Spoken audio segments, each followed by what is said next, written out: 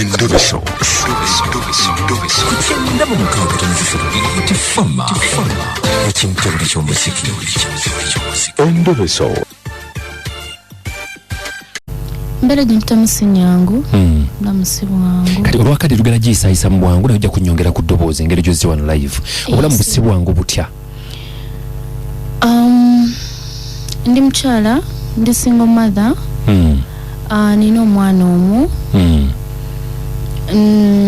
Kale embeera sawa zino gye ndimu naabeerako mufumbo.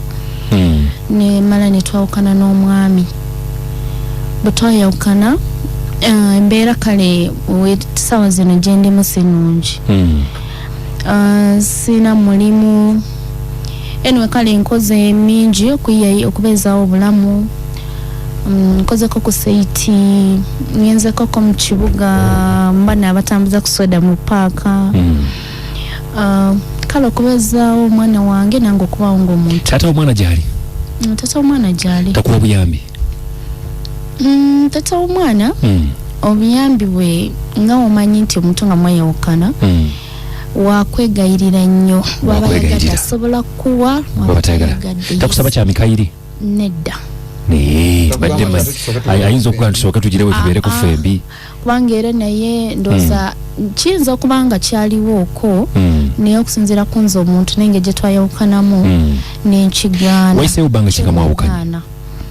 myaka giringa 2.2 njagala nno mazima gokka. omwana wa bbanga ki? omwana agenda kuweza emyaka 13. agenda kuweza emyaka 13. kakati mwakoma ddi okukwata ekigo ntaata w'omwana? Banga dene. Ndali nedda gotosobola gwe ngamba. Banga ki? Banga dene. Ngadi tya. Mwezi z'omwaka. Sigoka. Era nga wenkugambye nti otwayawukanira wewe twakoma. Mpozo gwe Grace. Grace kakati njagala mwayawukana sijja bigenda munnyeebyo baya kusaba ekigo bata kusaba kigo tofunanga yuko ku boyfriend mulalo bano gamba nti kyongambo badde omyaka ebiri awo nga Kodwa wano mukazi mulungi olabika bulungi. Mukulu ssebo. Anti ndi mukyala olaba omwana wange akuze mpise mu bingi mbonyaabonye. Wiyise mu bingi ate nga sagala kulimba. Gwe n'ogamba Grace tojja sanyuka. Sagala kulima nze niza okwogera amazima nti akadda nyuma kandeetera obuzibu byasagala. Waddayoko. Yes, otwayawukana ne tuddingana n'akadda nyuma ako. Yes, ke kantuusa mu mbeera sawa zino gye ndimu. Yes, niza okubeera n'omusajja ndi mukyala yali stiru nga sitera nnyo kwegabagaba njagala nnyo n'embeera n'omuntu wange omu. Naye waliwo embeera eyantuukako nga sisobola kukola ki kubeera awo nga ngenda na buli muntu. Yes, kubanga basobola okulekawo. So mbadde nnyo nfokasinga ku ky'omwana wange okumubeererawo n'omulabirira. Tukole bwe tuti mu byonna by'onoonya bino onoonya ki? Sawa zino embeera gye ndimu kale sina mulimu mbadde ne mukwano gwange abadde ansuza.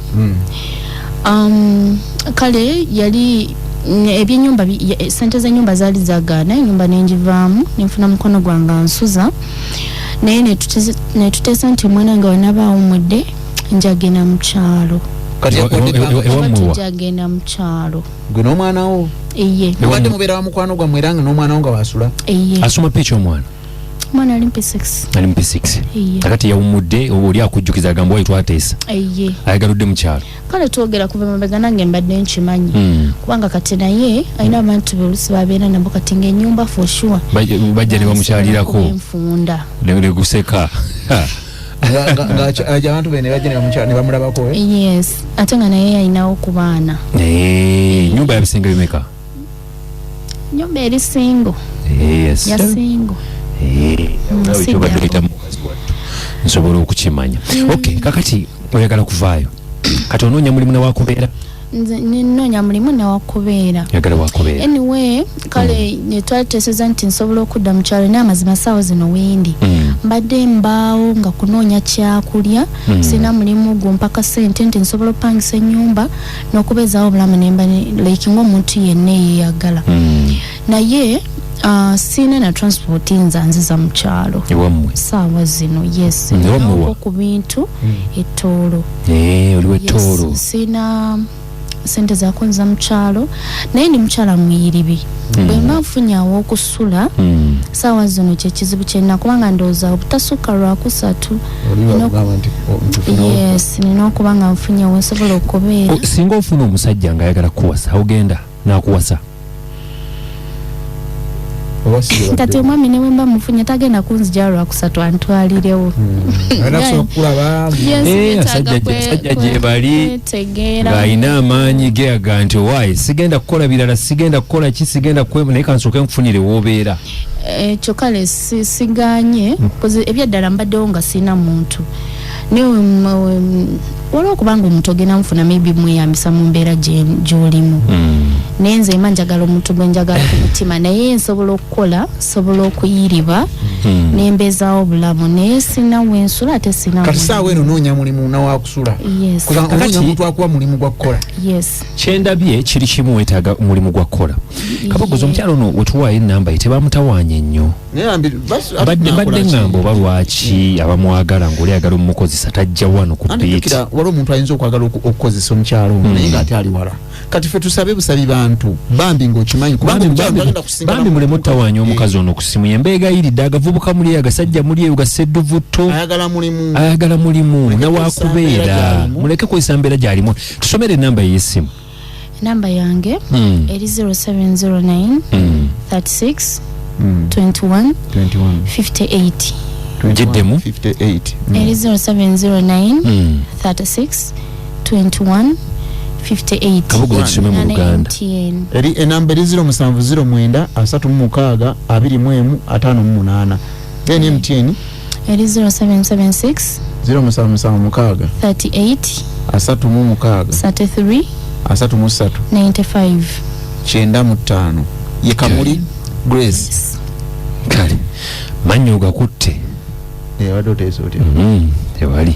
Kabogoza yo mulabye otya Kamuli onanoonya mulimu bagambye ayagala muzibu Grace totandika ku bintu bya Grace sirika konza ayogera nze modulate wama Grace wanje anku Kabogoza yo mulabye otya like batya omulabye otya si musajja si mubi zembe naye mbawulira ku radio ate ali singo kyekisinza okunkyamula munayogera wamasa okunoonya omulimu omanyi Kabogoza oyogera nnyo kati ebigambo Kamuli anku omulabye otya nze ndi mukyala munange balina kukwana bukwanya bannange abawuliriza omutabbizi bwatyo bwabadde leero wanyisebu nawe olina kwagala okwogerayo gwe omulabye otya mukyala mubi asooka anoonya omulimu ku studio olina akoze osobola okukola ku studio yanko Kabo baba mulimu agumpadde nja kukola bannange temukuba esimu Muziki n'ebisesa ekintabuli ky'omuziki ekisinga lumirwa omuziki n'ebisesa ekintabuli ky'omuziki ekisinga